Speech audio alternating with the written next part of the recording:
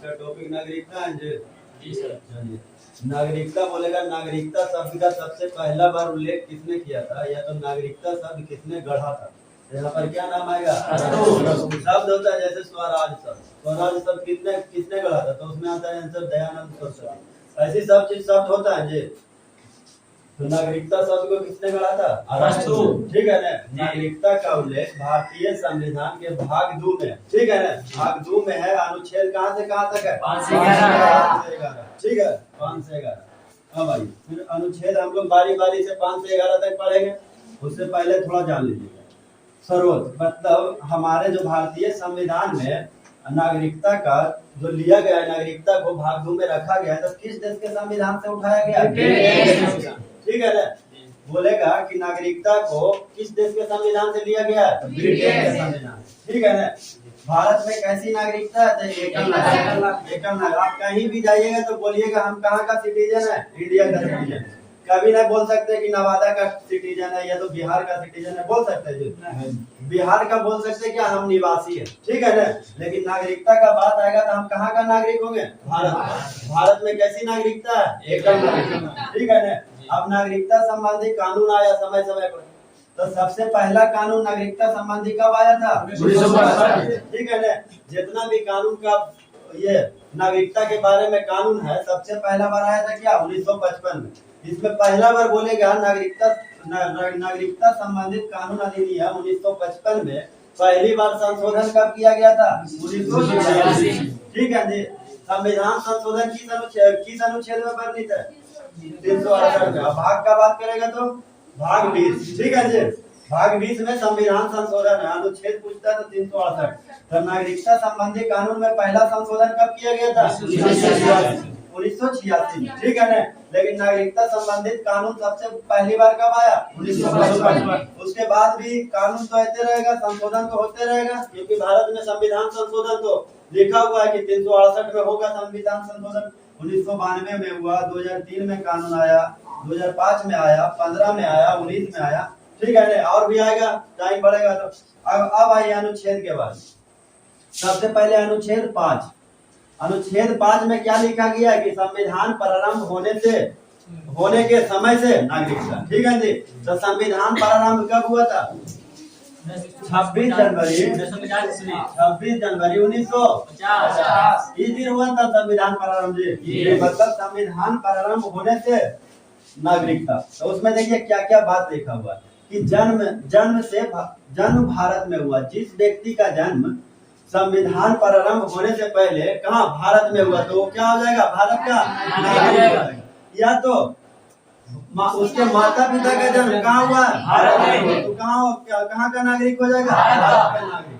ठीक है। जैसे हम लोग का तो जब 1947 से पहले नहीं हुआ, 50 से पहले नहीं हुआ जी। लेकिन हम लोग भारत का नागरिक है कि नहीं? है ना। तो हम लोग को किस आधार पर नागरिकता मिला? माता पिता या तो दादा दादी जो रहे। ठीक है जी। अगला ये संविधान लागू होने के 5 साल पहले से भारत में रह रहा हो वे व्यक्ति भी यहाँ नागरिक होंगे जिनका जन्म भी यहाँ नहीं हुआ, जिनके माता पिता का भी जन्म यहाँ नहीं हुआ। लेकिन अगर जो 26 जनवरी 1950 के 5 साल पहले से भारत में रह रहे हैं तो वो क्या कहलाएंगे? भारत के नागरिक कहलाएंगे। ठीक है ना। तो अनुच्छेद 5 में इतना ही बात लिखा हुआ। सवाल क्या आएगा कि जन्म के आधार पर नागरिकता की चर्चा किस अनुच्छेद में की गई है? तो क्या बोलना है? अनुच्छेद 5। भाग में तो सब ये सब जितना भी बोलेगा क्वेश्चन, भाग तो दुइये में आएगा आंसर, दुइये में आएगा जी। अब आइए अनुच्छेद 6। अनुच्छेद 6 क्या हुआ कि 1947 में भारत का विभाजन हुआ ना। तो बहुत सारा आदमी को रहने का मन था पाकिस्तान में। ठीक है। बहुत सारा को हिंदुस्तान में। ठीक है। तो पाकिस्तान में जो आदमी था, ठीक है ना, तो भारत आना चाहता था। जिसको रहने का मन होगा हिंदुस्तान में नहीं आएगा भारत, या तो जिसको रहने का मन होगा पाकिस्तान में नहीं जाएगा भारत पाकिस्तान जी। तो जो पाकिस्तान से भारत आ रहे थे उनके बारे में नागरिकता का प्रावधान है। कब तक? जब 19 जुलाई 1948 के पहले। 19 जुलाई 1948 के पहले तक आ गए तो कोई मतलब नहीं, आइए भारत का नागरिकता आपको मिल जाएगा। लेकिन 19 जुलाई 1948 के बाद आएंगे तो उनको वहाँ से क्या लाना पड़ेगा? आज्ञा पत्र। आज्ञा पत्र को बोलता है परमिट। ठीक है जी। वहाँ कोई अधिकारी रहते होंगे, उनसे क्या आज्ञा पत्र मांगते होंगे कि हम पाकिस्तान में नहीं रहना चाहते हैं। हम जाएंगे भारत, ठीक है ना, तो आज्ञा पत्र दीजिए, तो आज्ञा पत्र वहाँ उनको मिल जाता होगा। फिर यहाँ भी कोई अधिकारी रहते होंगे, उनको दिखाते होंगे, ठीक है ना, तो फिर यहाँ का नागरिकता उनको मिल जाता होगा, ठीक है। तो 5 में क्या है, जन्म के आधार पर नागरिकता, या तो 5 साल पहले से आ रहा है तब नागरिकता, रह रहा है तब नागरिकता। 6 में क्या है, जो पाकिस्तान से भारत आए हैं उनके लिए नागरिकता, कब तक, 1948 के पहले तक, 19 जुलाई पहले तक आ गया तो आज्ञा पत्र की जरूरत नहीं है। अगर जो इसके बाद आया तो आपको परमिट दिखाना पड़ेगा। अनुच्छेद 7, अनुच्छेद 7 में देखिए क्या है, भारत से पाक गए लोगों की नागरिकता 6 महीना पहले रजिस्ट्रेशन, ठीक है ना।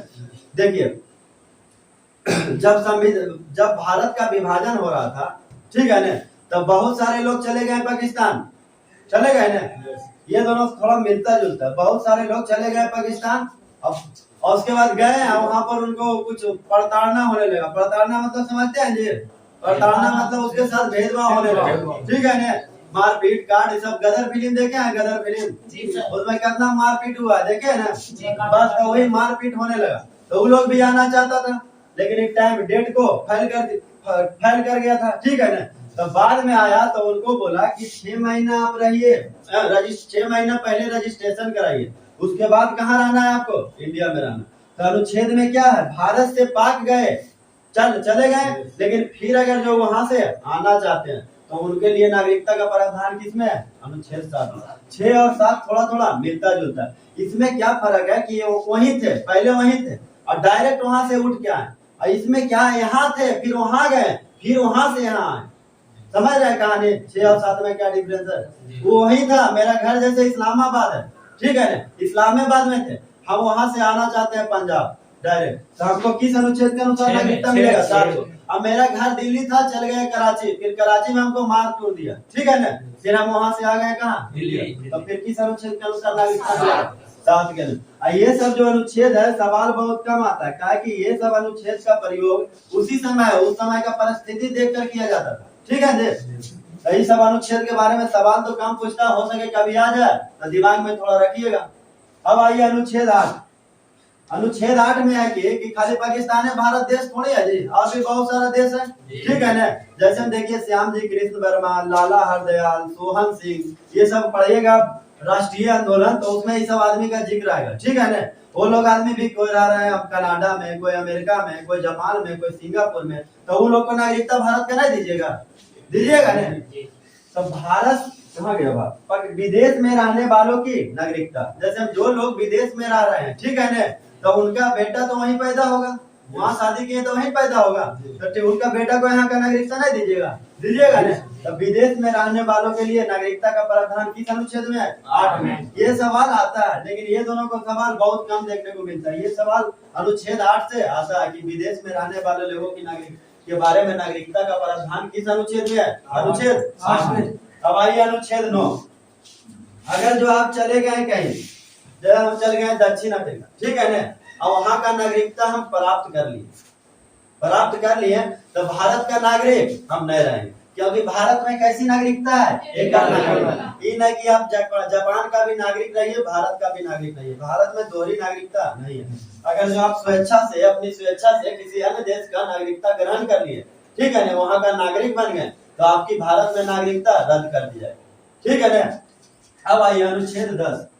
अनुच्छेद 10 में बोला है कि नागरिकता का बना रहना कब तक, जब तक हम कोई देश विरोधी काम नहीं करेंगे, जब तक हम कोई देश विरोधी काम नहीं करेंगे, जब तक हमारा नागरिकता क्या रहेगा, बना रहेगा।